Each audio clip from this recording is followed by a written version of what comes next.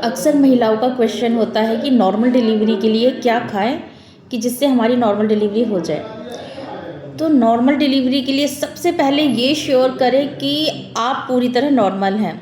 आपको hyper eclampsia की शिकायत नहीं है, आपका प्लेसेंटा प्रीविया नहीं है, या आपका बेबी बहुत ज़्यादा नीचे नहीं है, आपको ब्लीडिंग नहीं होती है। अगर ये सारी दिक्कतें नहीं हैं तो आप नॉर्मल हैं। तो उसके बाद आपको क्या करना है, आपको 7वें महीने से खजूर खाना स्टार्ट करना है। खजूर और ड्राई फ्रूट्स का इंटेक बढ़ा दीजिए। केसर वाला दूध लेना शुरू कीजिए। आप पेल्विक फ्लोर योगास कीजिए, पेल्विक फ्लोर योगा। और जब आप कंसीविंग करती हैं तो ब्रीदिंग योगा तो ज़रूर कीजिए। चाहे आपको प्लेसेंटा प्रीविया की शिकायत है या नहीं है, ब्रीदिंग योगा जिसे हम अनुलोम विलोम कहते हैं बहुत अच्छा है प्रेगनेंसी में।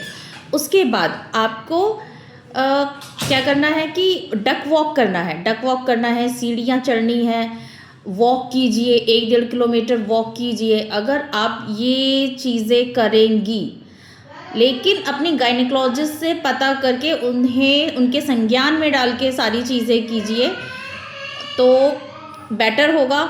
और इससे आपकी नॉर्मल डिलीवरी के चांसेस बढ़ जाएंगे। मैं ये नहीं कह रही हूँ कि हाँ 100% है, लेकिन इससे चांसेस बढ़ जाते हैं। नीचे बैठ के पोछा लगाइए। लेकिन आयरन और कैल्शियम ज़रूर आप कंटिन्यू लीजिए, क्योंकि आप सप्लीमेंट्स लेंगी तभी तो आप हेल्दी रहेंगी, बेबी भी स्वस्थ रहेगा।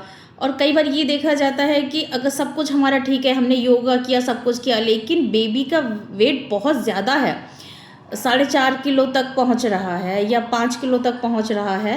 ये बहुत रेयर होता है 5 केजी, लेकिन 4.5 किलो, 4 किलो, और पेल्विक का एरिया छोटा है, तो ऐसे में भी नॉर्मल डिलीवरी के चांसेस कम ही होते हैं। क्योंकि डॉक्टर्स ये चाहते हैं कि 9 महीने अगर आपने अपने बेबी को अपने अंदर रखा है तो माँ और बच्चा यानी जच्चा और बच्चा दोनों को सही सलामत दिया जाए।